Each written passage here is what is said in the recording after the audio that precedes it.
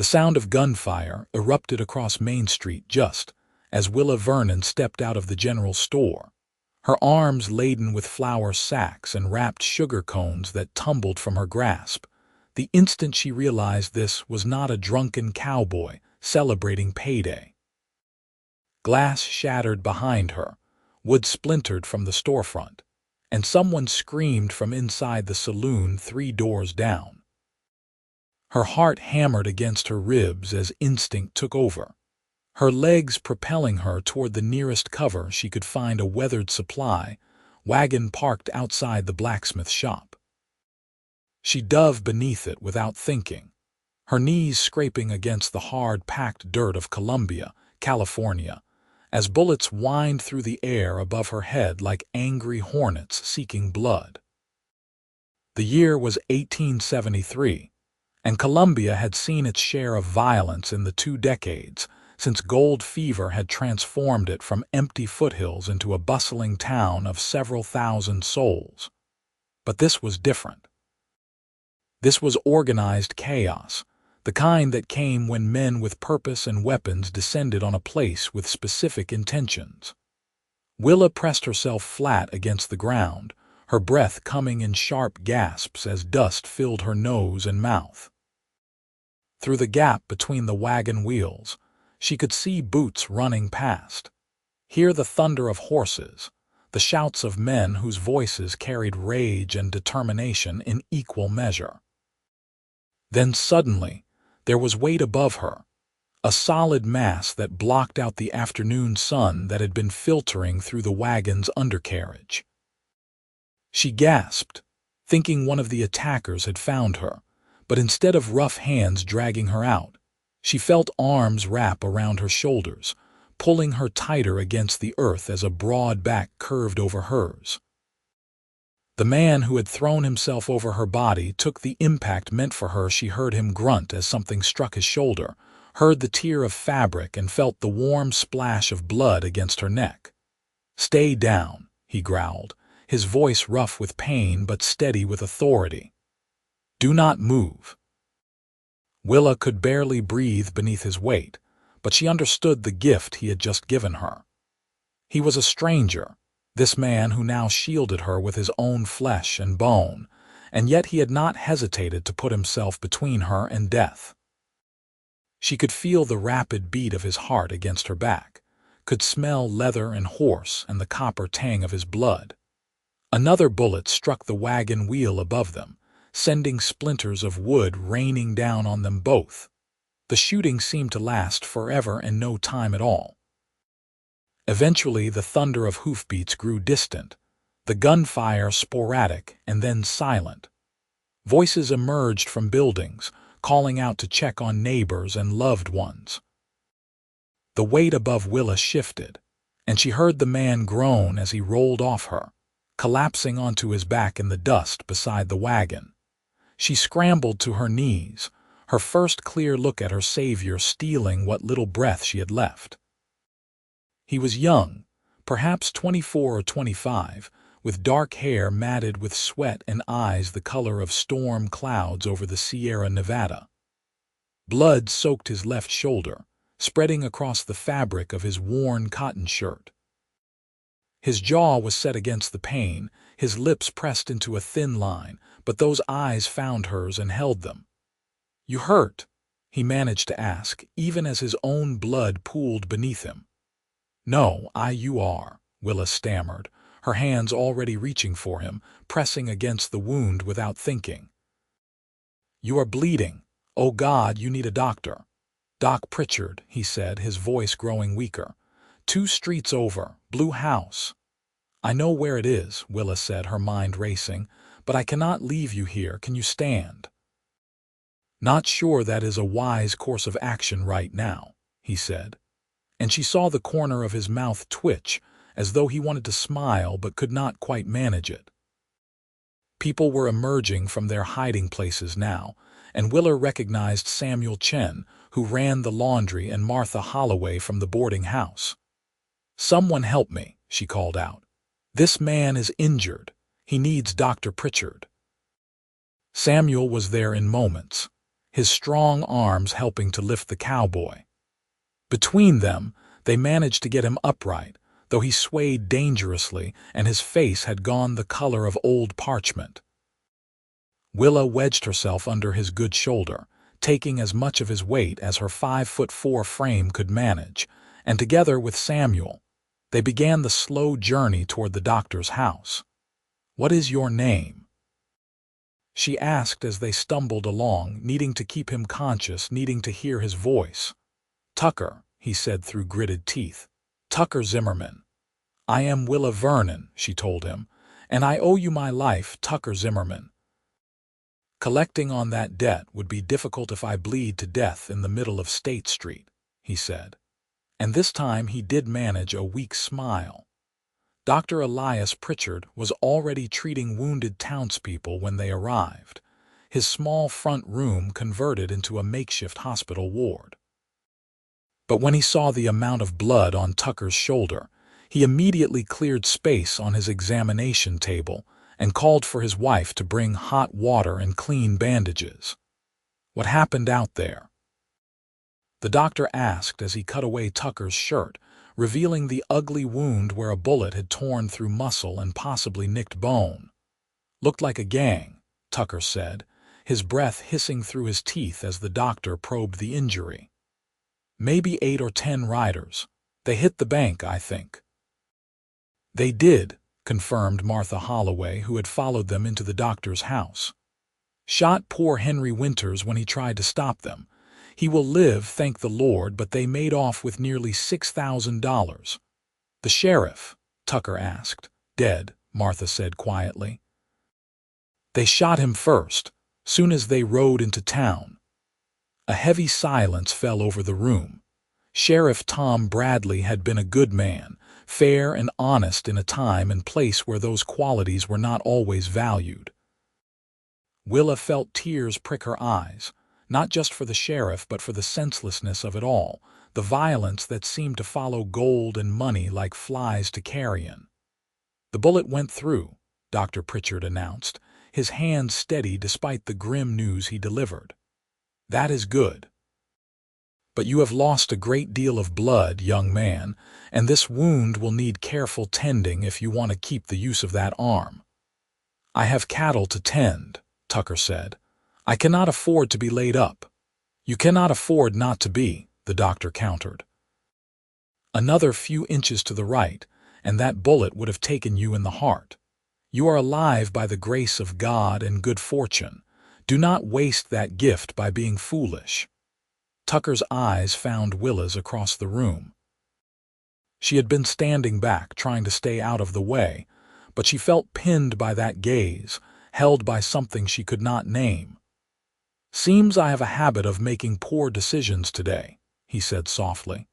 "Saving my life was not a poor decision," Willa said firmly. "We shall see," he replied. And then he closed his eyes as the doctor began the painful process of cleaning and stitching the wound. Willa stayed through it all, even when Martha Holloway returned to her boarding house, and Samuel Chen went back to his laundry. She stayed as the doctor worked, as Tucker's face went white and then gray and sweat beaded on his forehead. She stayed as Dr. Pritchard's wife, Emma, brought willow bark tea to help with the pain and fever. She stayed because she could not imagine being anywhere else, not when this man had been willing to die for her without even knowing her name. When the doctor finally finished and stepped back to wash his hands, Tucker was unconscious, his breathing shallow but steady. "He needs rest," Dr. Pritchard said to Willa, "and someone to watch him through the night in case fever sets in. I have others to tend to, but Emma can check on him between patients." "I will stay," Willa heard herself say. "If you have space for me to sit, I will watch over him." The doctor studied her for a long moment, his weathered face thoughtful. "You know this young man?" "I met him today," Willa admitted. "Under that wagon on Main Street. He threw himself over me when the shooting started, took that bullet in my stead." Understanding softened the doctor's expression. "That is a powerful debt," he said gently, But you do not owe him your night's sleep, Miss Vernon. Perhaps not, Willa agreed, but I am staying regardless. And so she did. Emma Pritchard brought her a chair and a blanket, a cup of coffee that grew cold as the hours passed, and a lamp when darkness fell over Columbia. Willa sat beside Tucker Zimmerman and watched the rise and fall of his chest, listened to his breathing, and waited for fever that blessedly never came. Outside, the town dealt with the aftermath of violence. The sheriff's body was carried to the undertaker. The bank counted its losses, and men formed posses to chase the outlaws into the foothills, though everyone knew the chances of recovering the money were slim. Tucker woke near midnight, his eyes opening slowly, confusion giving way to awareness as he took in his surroundings. His gaze found Willa immediately, and she saw surprise flicker across his face. "You stayed," he said, his voice rough with sleep and pain. "I did," she confirmed. "How do you feel?" "Like I was shot," he said, and this time his smile was stronger, "which I suppose is accurate. Dr. Pritchard says you were very fortunate. The bullet went clean through." "Fortunate," Tucker repeated as though testing the word. "Is that what we are calling it?" "What would you call it?" Willa asked. He was quiet for a moment, his eyes never leaving her face. In the lamplight, she could see details she had missed in the chaos of the afternoon: the strong line of his jaw, the slight crook in his nose that suggested it had been broken at least once, the web of fine lines at the corners of his eyes from squinting into the sun. "Fate," he said finally. "I would call it fate." Something in Willa's chest tightened at those words, at the weight they carried.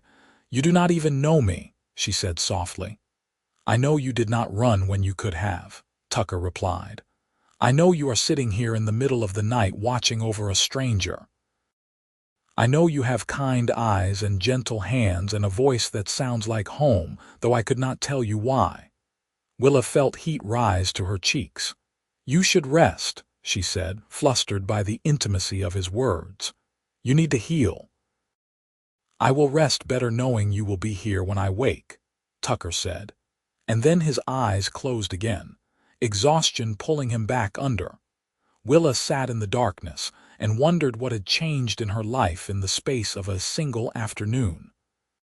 She had come to Columbia 3 years ago from Sacramento, after her father's death had left her alone with no prospects and no protection. She had found work as a seamstress, renting a small room above the dry goods store, living a quiet life that asked nothing of her and offered little in return. She was 22 years old and had long since accepted that marriage and family were dreams for women with dowries and connections, not for orphans who supported themselves with needle and thread.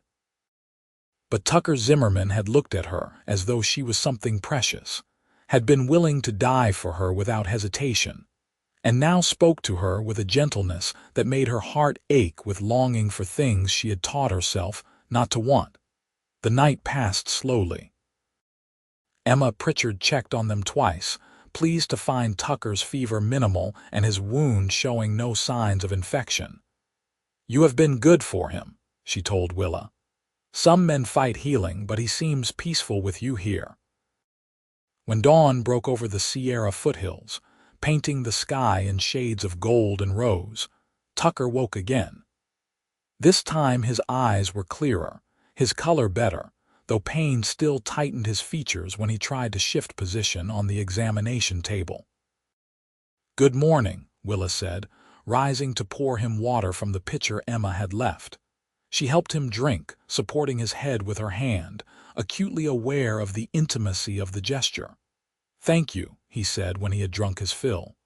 "For the water, for staying, for everything." "It is I who should be thanking you," Willa reminded him. "You saved my life." "Then we are even," Tucker said. "You saved mine right back by getting me to the doctor."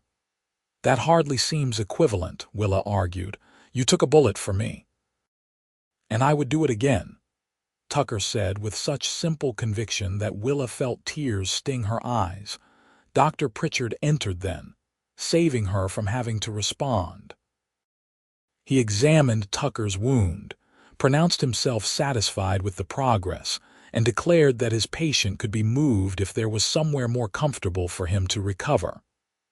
"I have a ranch," Tucker said, "about 5 miles north of town.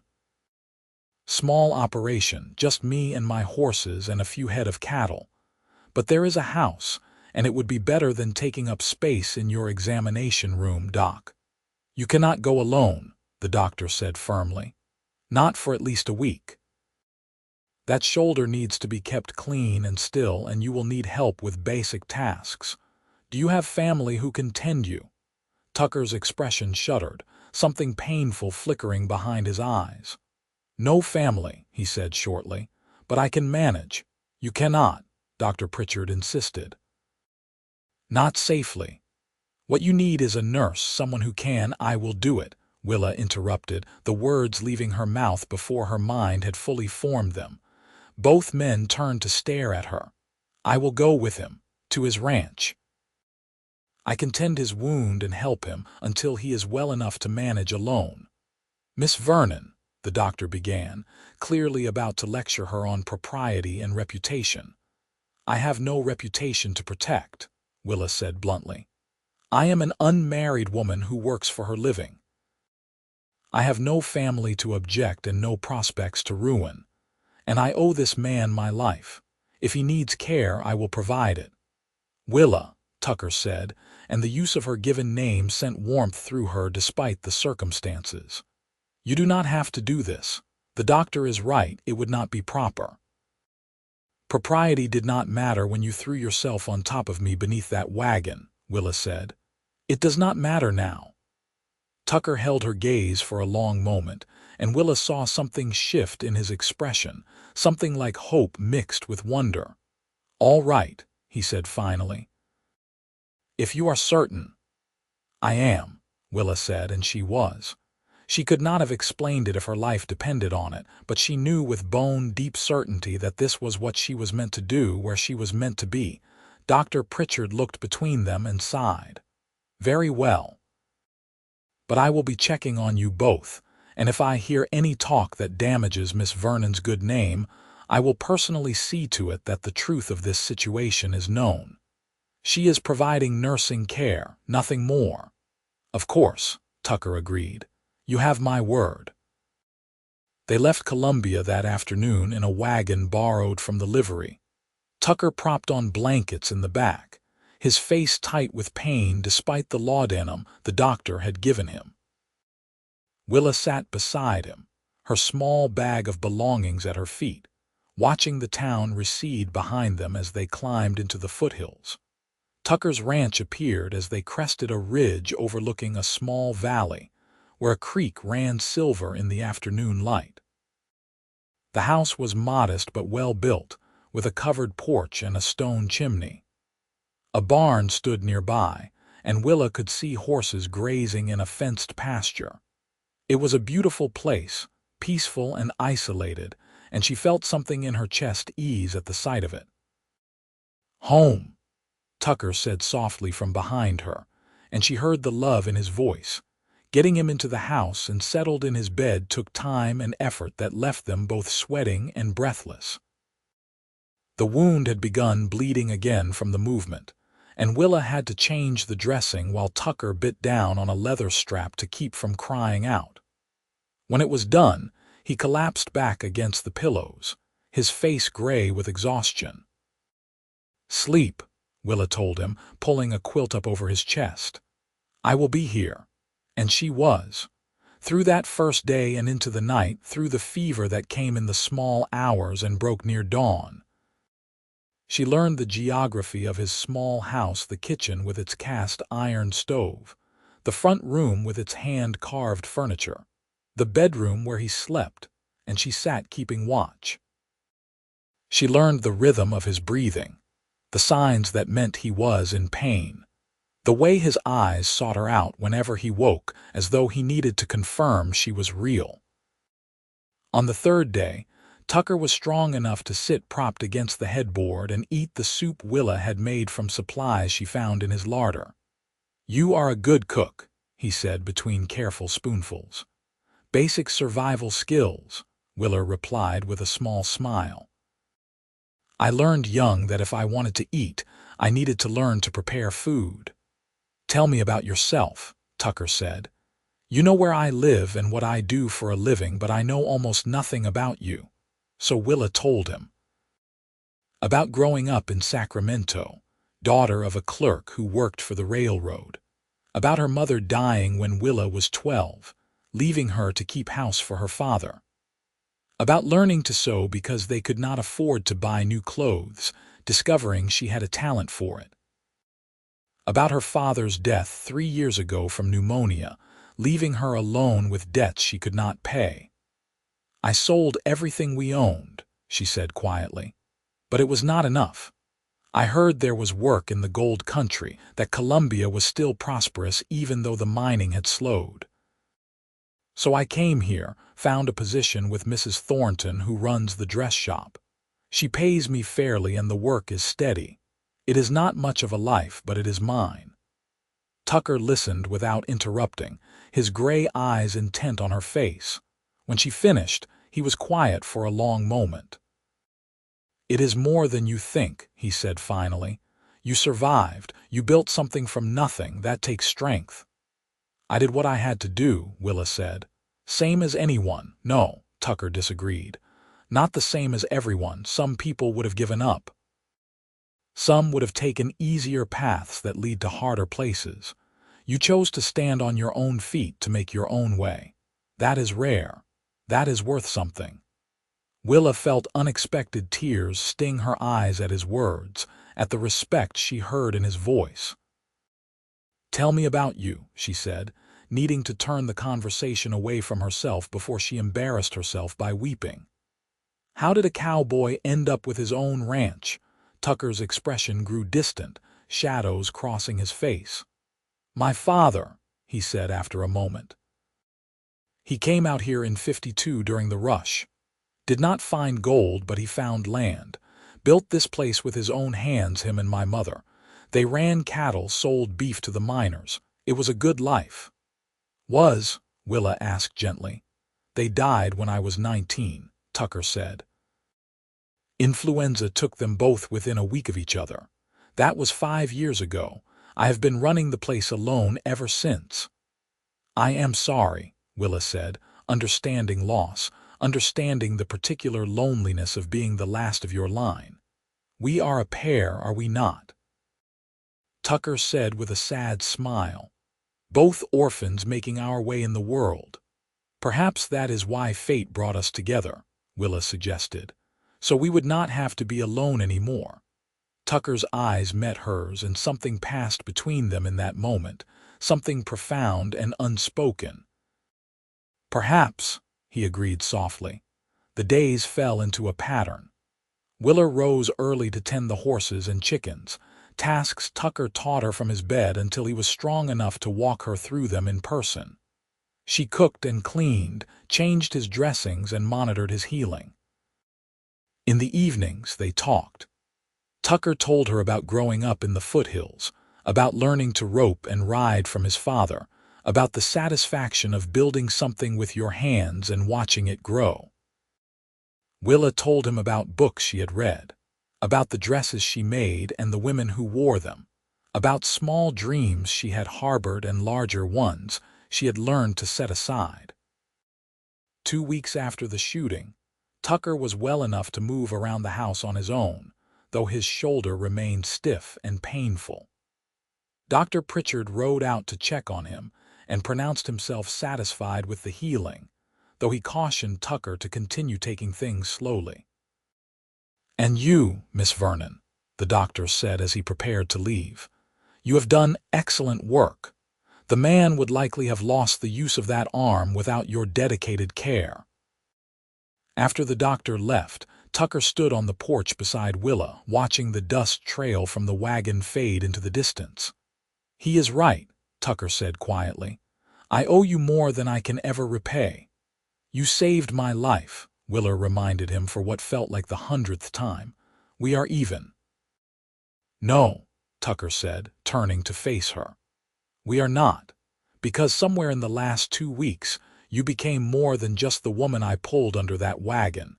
You became the person I want to see first thing in the morning and last thing at night. You became home to me, Willa Vernon, and I do not know how to let you go." Willa's breath caught in her throat. She had felt it too, this growing thing between them, but she had not dared to name it, had not dared to hope he felt the same. "Tucker," she began, but he stepped closer, his good hand coming up to cup her cheek. "I know I have no right," he said. "I know we have known each other less than a month, and that I have nothing much to offer you but this ranch and these hills and a life of hard work, but I am asking anyway. Stay, Willa, not as my nurse but as my partner, as my wife if you will have me." Willa felt tears spill over, running down her cheeks and dampening Tucker's palm where it rested against her face. "Are you certain?" she whispered. "You barely know me." "I know everything that matters," Tucker said. "I know you are brave and kind and strong. I know you stayed with a stranger through the darkest hours. I know when you smile it feels like the sun coming up over the mountains. I know I want to spend every day I have left on this earth earning the right to call you mine. Is that enough?" "Yes," Willa said, and then again, stronger. "Yes. Yes, Tucker Zimmerman, I will marry you." He kissed her then, careful of his injured shoulder, his lips gentle against hers. It was Willa's first kiss, and it was everything she had not known she was waiting for, sweet and sure and full of promise. They were married a week later in Columbia's small church, with Dr. Pritchard and his wife standing as witnesses. Willa wore her best dress, pale blue calico she had made herself, and Tucker wore a new shirt because Willa had cut his old one off him the day he was shot. The ceremony was simple, the words familiar, but when Tucker slid a gold band onto Willa's finger and promised to love her until death parted them, she felt the truth of it resonate in her bones. The townspeople gave them gifts, practical things like quilts and cooking pots, a milk cow from the man who ran the dairy, chickens from Martha Holloway. Mrs. Thornton, Willa's former employer, pressed an envelope into her hands. "Your wages through the end of the month," she said. "And a wedding gift besides. You were a good worker, Willa, and I wish you every happiness." They rode back to the ranch as the sun set, painting the hills in shades of amber and rose. Tucker helped Willa down from the wagon, and this time when they stood on the porch together, it was as husband and wife, partners in truth as well as hope. That first night as man and wife, Tucker was gentle with her, mindful of his healing shoulder and her innocence both. He loved her with patience and care, murmuring words of devotion against her skin, showing her with his body what his heart already knew. Willa had been nervous, uncertain, but Tucker made her feel cherished and safe, and when pleasure washed through her in waves that left her gasping his name, she understood that this was what she had been made for, not just the physical joining but the emotional one, the intertwining of two lives into something stronger than either could be alone. Afterward they lay tangled together in the darkness, Tucker's good arm wrapped around her waist, his breath warm against her neck. "I love you," he whispered. "I know it is fast, I know it is probably too soon to say it, but I do not care. I love you, Willa Zimmerman." "I love you too," Willa whispered back, testing out her new name and finding it fit perfectly. "And it is not too soon.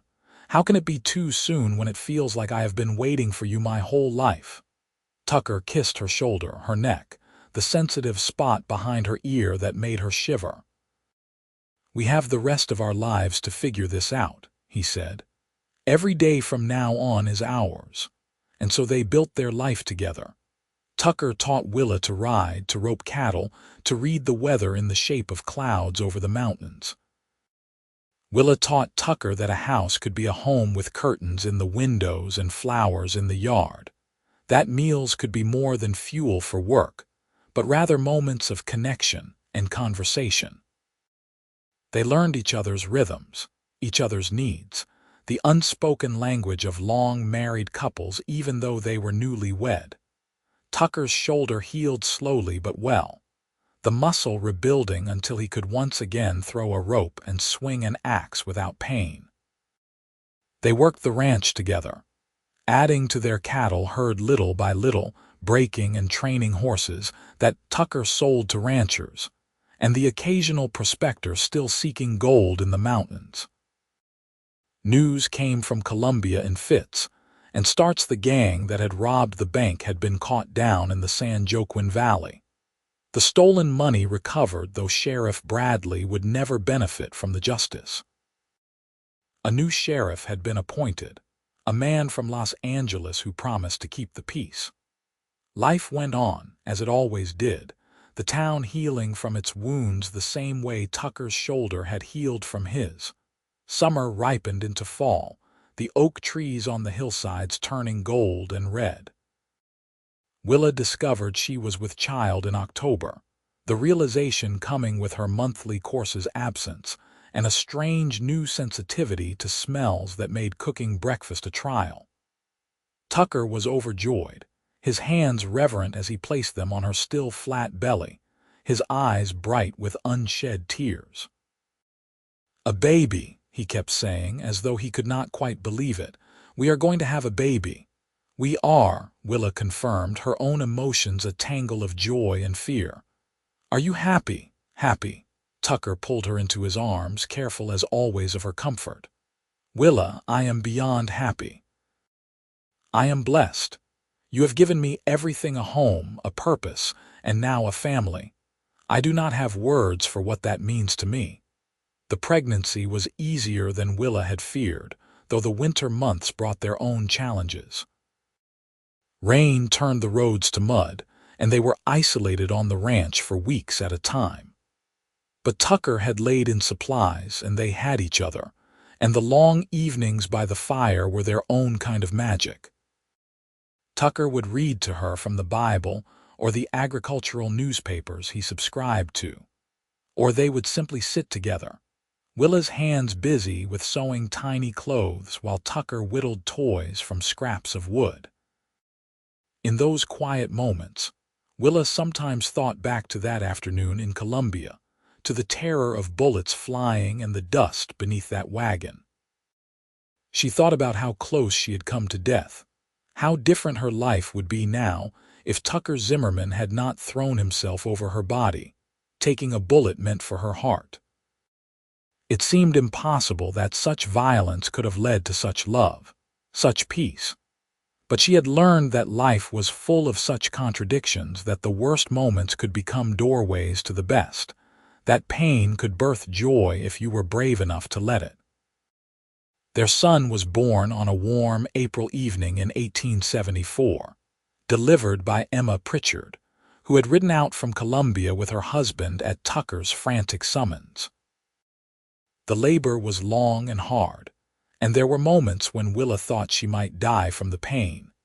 But Tucker never left her side, holding her hand and whispering encouragement even when she cursed him for putting her in this condition. When the baby finally emerged, red-faced and squalling, and Emma placed him in Willa's arms, every moment of pain evaporated like morning mist.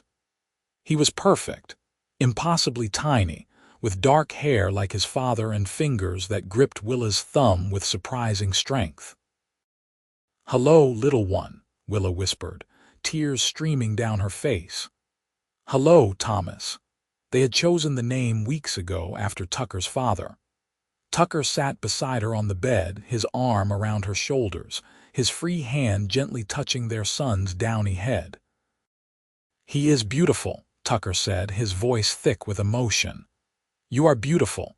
You did so well, Willa. I am so proud of you." "We made him," Willa said wonderingly. "We made a whole person." "We did," Tucker agreed. "And we will raise him right, teach him to be strong and kind and brave like his mother." Those early weeks with Thomas were exhausting and wonderful in equal measure. He was a good baby, healthy and strong, but he woke every few hours to eat, and Willa was constantly tired, her body recovering from the birth while simultaneously feeding another human being.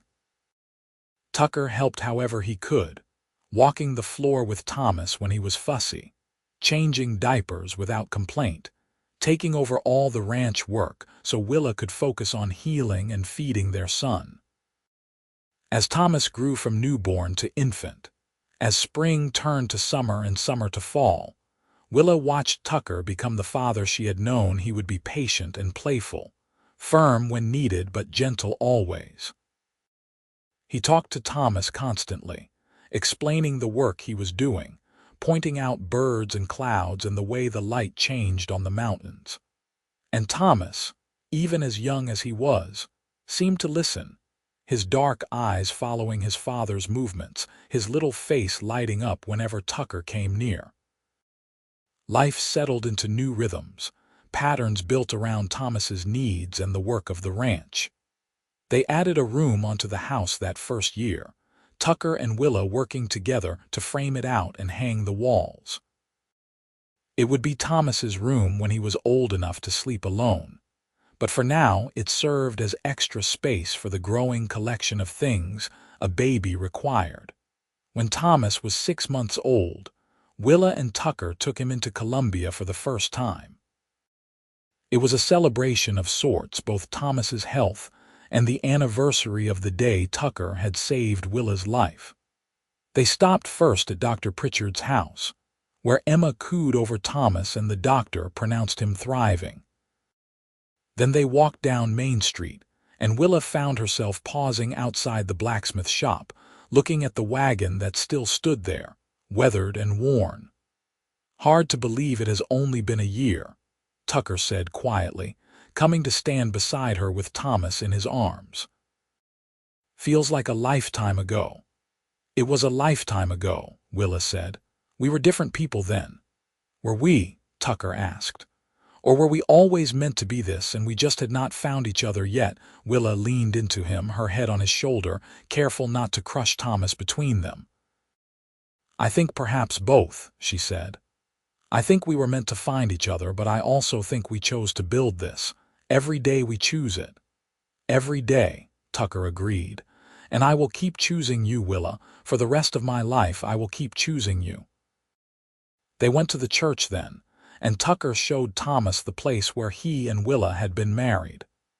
"This is where your mother became my wife," he told the baby, who gurgled and reached for Tucker's face with chubby hands. "This is where our family really began. And someday, when you are old enough to understand, I will tell you about the day I met her, about the bullets and the wagon and the bravest decision I ever made." "Was it brave?" Willa asked, curious. "Or was it instinct?" "Both," Tucker said. "Instinct to protect you. Bravery to hope that there would be more after. That I would survive, that you would stay, that we could build something together. That was the brave part, hoping for a future when death was so close." They returned to the ranch as the sun set, Thomas asleep in Willa's arms, the wagon rattling over familiar roads. That night, after they had put Thomas to bed and banked the fire, Tucker pulled Willa close and loved her with the easy intimacy of partners who knew each other's bodies as well as their own. And later, lying in the darkness with Tucker's heartbeat steady beneath her ear, Willa thought about how much could change in a single year, how much joy could grow from a moment of terror. The years that followed were good ones. Thomas grew strong and healthy, learning to walk and talk and help with small chores around the ranch. The cattle herd expanded, and Tucker's reputation as a horse trainer brought steady business. They were not rich by any measure, but they were comfortable and, more importantly, they were happy. When Thomas was 3, Willa found herself pregnant again. This time the pregnancy was harder, the sickness lasting longer, her body tired from caring for a rambunctious toddler while growing another baby. But Tucker was there, as he had always been, taking on more of the work, keeping Thomas occupied so Willa could rest, bringing her ginger tea and crackers when the nausea was bad. Their daughter was born in the winter of 1877, during a snowstorm that trapped them in the house for 3 days. Tucker delivered her himself, following Emma Pritchard's instructions from the last birth, his hand steady even though Willa could see fear in his eyes. But everything went smoothly, and when he placed the baby girl in Willa's arms, she saw tears running down his face. "She looks just like you," he said wonderingly. "She has your eyes, your nose, your perfect little face." They named her Mary after Tucker's mother, and she was indeed the image of Willa fair where Thomas was dark, delicate where he was sturdy but with the same strength beneath the softness. Thomas was fascinated by his little sister, wanting to hold her and help with her care, and Tucker had to gently remind him that babies were fragile and needed gentle handling. Watching Tucker with their children filled Willa with a fierce, protective love that sometimes took her breath away. He was everything she could have wanted in a partner, in a father to her babies. Patient and kind, playful and firm, teaching by example what it meant to be a good person in a hard world. As the children grew, so did the ranch. They added more cattle, expanded the horse operation, built a bigger barn, and repaired the fences. Thomas learned to ride almost as soon as he could walk, fearless on the back of a gentle mare Tucker had trained specifically for him.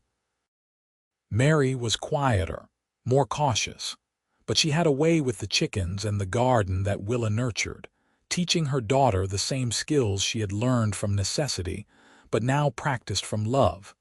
Life was not without its challenges. There were years when the drought left the pastures brown, and they had to buy feed they could barely afford. There was the time Thomas fell from the hayloft and broke his arm, the bone healing crookedly, despite Dr. Pritchard's best efforts. There was the winter Mary caught scarlet fever, and they thought they might lose her, Tucker and Willa taking turns sitting up with her through endless nights, until the fever finally broke and their daughter returned to them weak but alive. Through it all, Tucker and Willa held fast to each other. They had learned early that life was fragile, that death could come with the thunder of hoofbeats and the crack of gunfire. They had learned that every day was a gift, that love was something you chose and built and protected with everything you had. On their 10th anniversary, Tucker took Willa back to Columbia. They left the children with Emma Pritchard, who had become like a grandmother to them, and spent the day walking the streets where their story had begun. The wagon was gone from outside the blacksmith shop, but the building was the same, and Willa could still remember with perfect clarity the feeling of diving beneath that wagon, of Tucker's body covering hers, of his blood on her neck. "Does it seem real?" Tucker asked as they stood looking at the spot. "Sometimes I wonder if I dreamed it all." "It was real," Willa said. "Your scar proves that." Tucker touched his left shoulder absently, where the bullet wound had healed into a puckered white line. "Best scar I ever earned," he said. "It brought me you." They had dinner at Columbia's hotel, a luxury they rarely allowed themselves, and danced to music from a piano in the corner. Tucker held her close, his hand warm on her back, and Willa thought about how far they had come from that first tentative touch beneath the wagon, from those early days of nursing and propriety and unspoken longing. "I love you," she told him as they swayed to the music. "More now than I did 10 years ago, and I loved you desperately even then." "I love you too," Tucker said. "You are my life, Willa. You and Thomas and Mary. Everything good I have, everything I am, started the day I threw myself over you in the dust." "We saved each other," Willa said. "That day and every day since." They collected the children the next morning and returned to the ranch, to the life they had built from nothing but love and determination and the grace of God. Thomas was 7 now, tall for his age and already talking about the cattle ranch he would run someday. Mary was 4, her mother's daughter in temperament and appearance, but with her father's stubbornness when she set her mind to something. More years passed, measured in birthdays and harvests, in cattle sold and horses trained, in the slow accumulation of memories that made a life. Thomas grew into a strong, capable young man, taking on more responsibility on the ranch, already showing signs of the fine man he would become. Mary remained quieter but no less determined, learning to sew from Willa and to manage accounts from Tucker, her quick mind suited for numbers and planning. When Thomas was 15, he asked about the story of how his parents met. They were sitting on the porch after supper, watching the sun set over the mountains, and something in the quality of the evening made Tucker decide it was time to tell the truth. "Your mother and I met during a bank robbery," Tucker said simply, and watched Thomas's eyes widen. "What?" Thomas breathed, and even Mary, now 12, leaned forward with interest, so Tucker told them. About the gang that had ridden into Columbia, about the shooting, about seeing Willa dive beneath that wagon, and knowing without thought or hesitation that he had to protect her. About taking the bullet, about the long weeks of recovery, about falling in love with the woman who had stayed to nurse him. "You took a bullet for Mother?" Thomas asked, his voice full of wonder and something like awe. "You could have died." "Yes," Tucker agreed. "And I would do it again in a heartbeat. Because that single moment of bravery gave me everything that matters. It gave me your mother. It gave me this ranch and this life and you children. It gave me a purpose and a reason to be better than I was." "That is the most romantic thing I have ever heard," Mary said softly, her eyes bright with tears. Willa reached over and took Tucker's hand, their fingers intertwining with the ease of long practice. "It was the beginning," she said, "but the real love story is everything that came after. It is the choosing to stay day after day. It is the hard work and the laughter and the tears. It is building a life together one choice at a time." "Do you think I will ever find something like that?" Thomas asked, his young face serious. "Love like what you two have?" "I hope so," Tucker said. "But you cannot force it, son. Sometimes love comes in a moment, like it did for your mother and me. Sometimes it grows slowly over years. The important thing is to be ready for it when it comes, and to be brave enough to reach for it even when it scares you." Thomas nodded thoughtfully, and the conversation turned to other things, but Willa knew the story would stay with him, would shape how he thought about love and sacrifice, and what it meant to build a life with another person. The years continued their steady march. Thomas fell in love with a rancher's daughter from a neighboring property, a smart, capable young woman named Rachel, who reminded Willa of herself at that age. They married when Thomas was 21, and Tucker gave them a portion of land to start their own operation. Tears in his eyes as he watched his son become a man. Mary proved to have her father's talent with horses, and by the time she was 16, she was training them alongside Tucker. She was in no hurry to marry, content with her life on the ranch, with the work and the animals and the wide open spaces of the foothills. Tucker and Willa grew older together, their bodies wearing the years of hard work but their love remaining strong. Tucker's hair grayed at the temples, and Willa found lines around her eyes that had not been there before. But when they looked at each other, they still saw the young people beneath that wagon, still felt the fierce connection that had been forged in dust and blood and desperation. On their 25th anniversary, Tucker surprised Willa with a gold locket. Inside was a tiny photograph of the two of them taken on their wedding day, their faces young and full of hope. On the other side was a photograph of their children, Thomas and Mary, standing together, the next generation of the family they had built. "So you never forget where we started," Tucker said as he fastened it around her neck. And so you can carry our family with you always."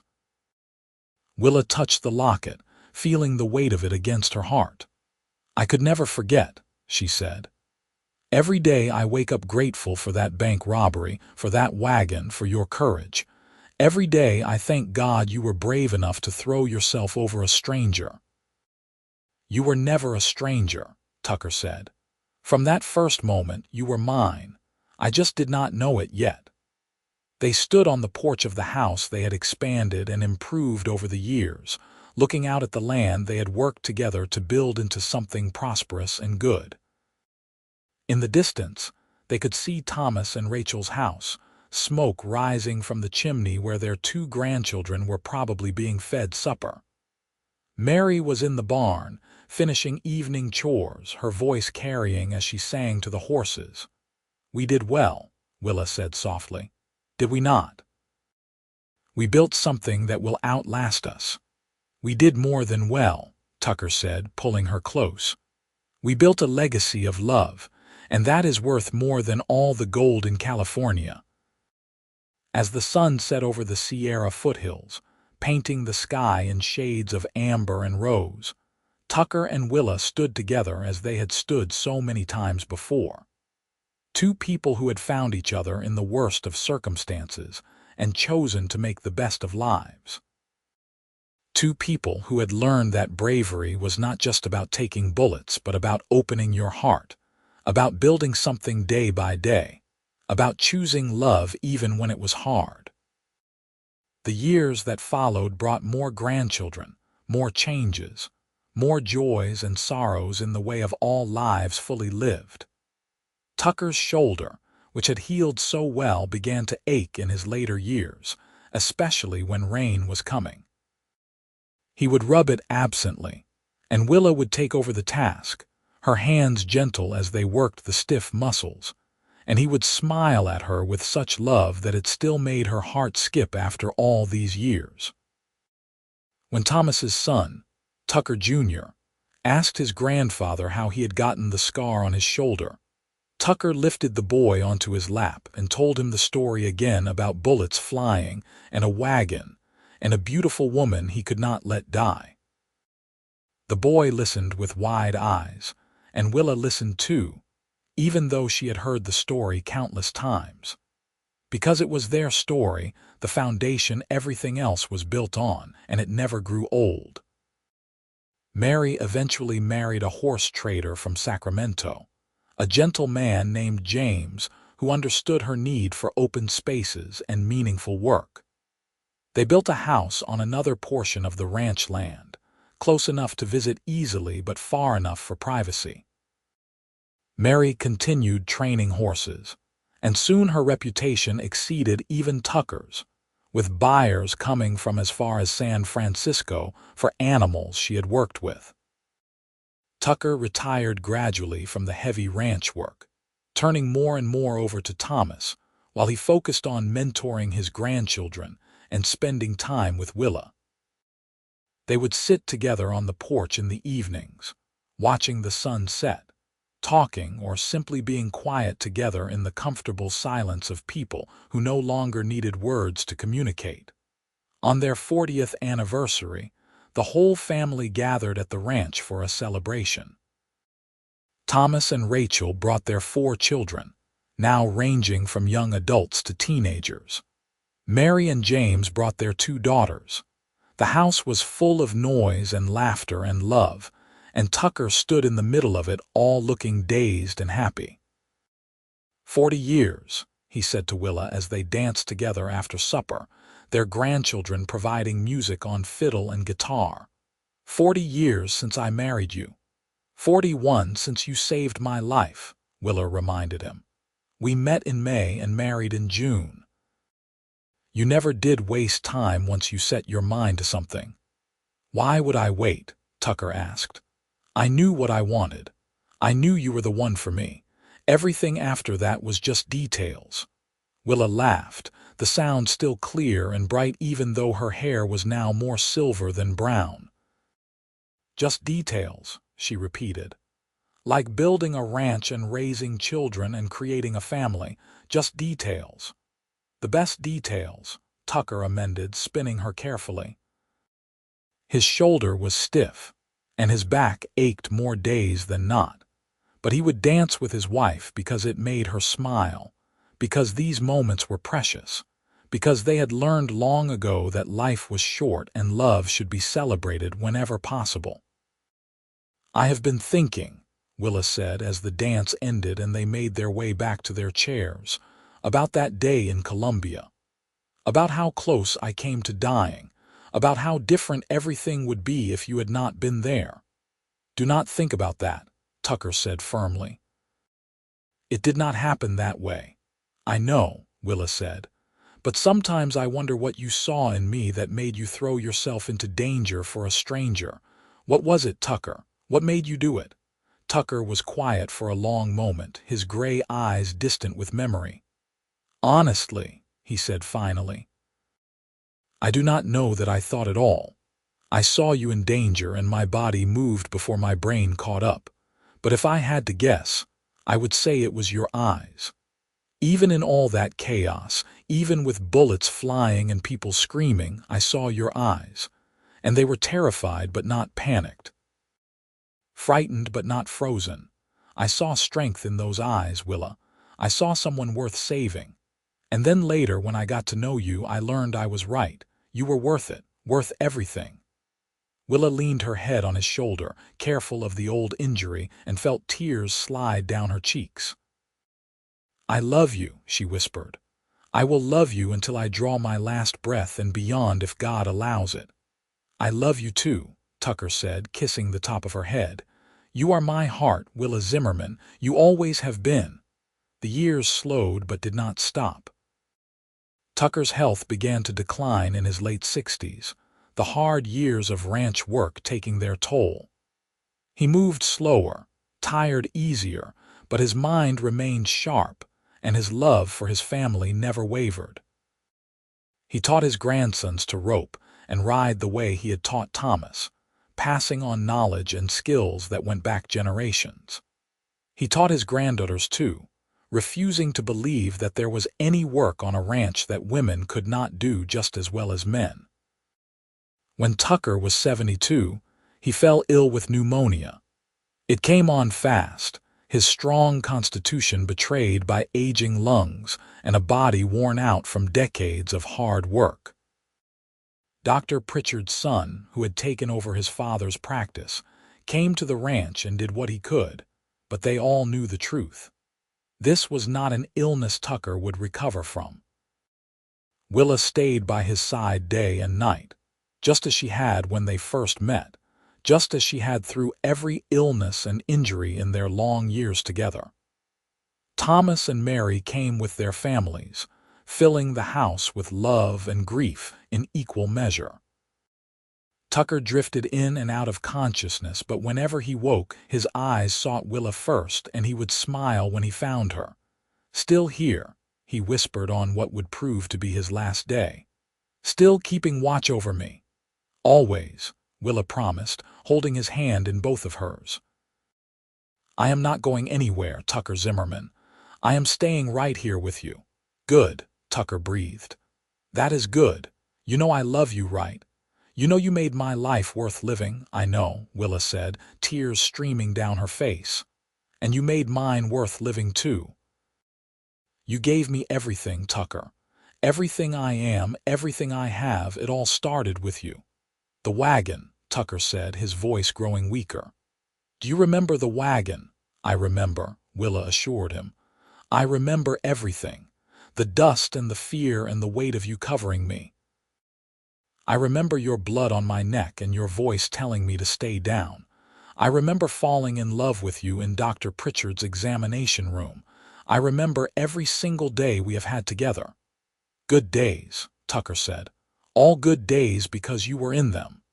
"The best days," Willa agreed. "Tucker, do not leave me. Please do not leave me." But even as she said it, she knew it was a futile plea. Tucker's breathing was growing more labored, his grip on her hand weakening. Their children gathered around the bed, Thomas on one side with Mary on the other, the grandchildren hovering in the doorway with tear-stained faces. "Love each other," Tucker said, his eyes moving from face to face. "Take care of your mother. Take care of this place. Take care of each other. Promise me." "We promise," Thomas said, his voice breaking. "We promise, Pa." Tucker's gaze returned to Willa, and she saw in his eyes the same love she had seen for 40 years, unchanged and unchanging. "My Willa," he whispered. "My brave, beautiful Willa, I will wait for you. On the other side I will wait. I will find you," Willa promised. "Wherever you are, I will find you. Just like I found you beneath that wagon, I will find you again." Tucker smiled, and then his eyes closed, his chest rose and fell one last time, and he was gone. The grief was overwhelming, a wave that threatened to pull Willa under and never let her surface. She had lost her parents, had known sorrow before, but losing Tucker was different.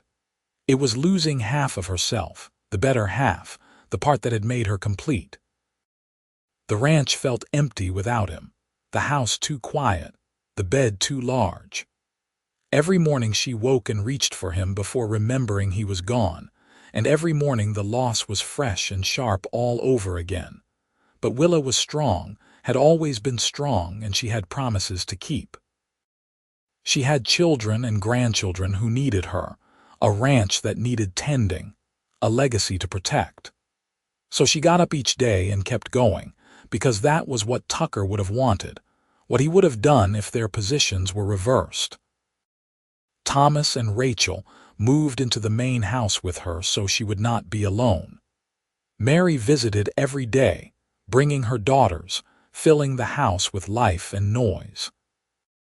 The grandchildren grew and thrived, some staying on the ranch to continue the tradition, others striking out to make their own ways in the world that was changing rapidly as the 19th century drew to a close. Willa lived another 8 years after Tucker's death, years that were hard but not unhappy.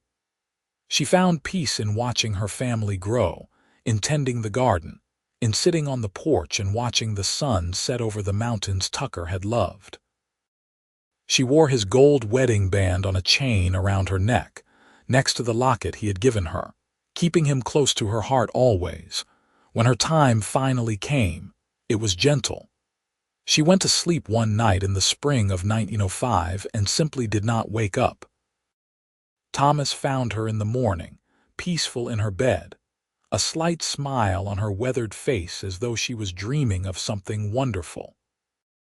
And perhaps she was dreaming of bullets flying and dust beneath a wagon, of a young cowboy throwing himself over her body, of the moment that changed everything. They buried Willa next to Tucker on a hillside overlooking the ranch, beneath an oak tree that had stood there since before the gold rush. The whole family gathered, along with what seemed like half of Columbia and the surrounding ranches. People came to pay respects to a woman who had been well loved, who had lived well and raised her children to do the same. At the funeral, Thomas told the story of how his parents met, his voice strong despite the tears on his face. He told about the bank robbery and the wagon and the bullet Tucker had taken for a stranger. He told about love growing in the midst of violence, about two lonely people finding each other and building something beautiful from almost nothing. "My parents taught us that love is not just a feeling," Thomas said to the gathered mourners. "It is a choice you make every single day. It is bravery and sacrifice and hard work. It is getting up every morning and choosing to build something together, to face the world side by side." They showed us what it means to be partners, to be a family, to be truly devoted to another person. And that legacy will live on through all of us who loved them. The grandchildren placed wildflowers on both graves, the same wildflowers that grew all over the hillsides in spring. Mary stood with her arm around her brother, both of them middle-aged now with children of their own, both of them orphans for the first time in their lives. But they were not alone. They had each other, had the family their parents had built, had the land and the stories and the love that would endure long after they too were gone. Years later, when Tucker Jr. was an old man himself, he would tell his own grandchildren about his namesake, about the cowboy who had saved a woman beneath a wagon and built a dynasty of love. The story became family legend, passed down through generations, changed slightly with each retelling, but keeping its essential truth that sometimes the worst moments lead to the best outcomes, that bravery can change lives, that love is worth fighting for. The ranch itself lasted for generations. Tucker and Willa's descendants working the land they had nurtured, raising cattle and horses and families of their own.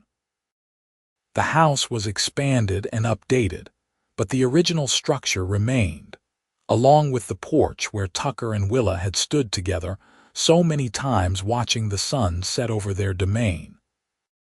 And on that porch, countless evenings saw countless versions of their love story, young couples stealing kisses, middle-aged partners finding comfort after hard days, elderly folk holding hands as they had for decades. Because that was the real legacy Tucker and Willa left behind, not just land and livestock, not just children and grandchildren, but the understanding that love, real love, the kind worth having, starts with a choice to be brave, to put someone else before yourself, to throw yourself over a stranger beneath a wagon and trust that somehow, impossibly, it will all work out. And it did work out. Not because it was easy, not because life was kind, but because two people decided that what they had found was worth fighting for, worth building, worth dedicating their lives to nurturing and protecting. They took a moment of violence and turned it into a lifetime of love, took fear and transformed it into faith, took two broken, lonely people and made them whole. That was the story of Tucker Zimmerman and Willa Vernon Zimmerman. A story that began in dust and blood and bullets, that grew through hard work and dedication, and daily choices to stay and build and love. And that ended with two graves beneath an oak tree and a family that stretched out like branches, touching lives and hearts for generations to come. It was, in the end, a simple story. A cowboy saw a woman in danger and did not hesitate. She hid beneath a wagon while bullets flew past, and he shielded her body with his own. He took a bullet meant for her heart, and in return, she gave him hers freely and completely for all the days of their lives. And from that moment of supreme selflessness grew something beautiful and lasting, a love that transcended time and circumstance, that proved stronger than fear or pain or even death itself. That was their story. That was their legacy. And it would endure as long as there were people who believed that love was worth fighting for, that bravery mattered, that sometimes the most important thing you could do was throw yourself over a stranger and trust that somehow, impossibly, miraculously, it would lead you home.